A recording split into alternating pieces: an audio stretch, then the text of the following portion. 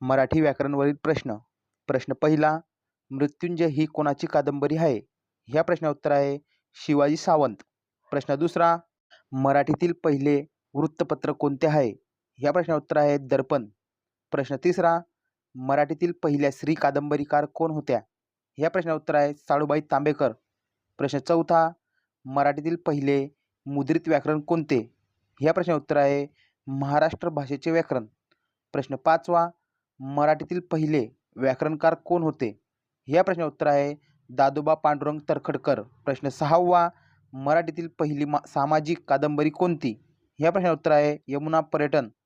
प्रश्न सातवा, मराठी भाषेतील पहिले मासिक कोणते? ह्या प्रश्नाचं उत्तर आहे दिग्दर्शन.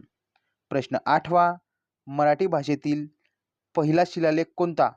ह्या प्रश्नाचं उत्तर आहे अक्षीचा शिलालेख.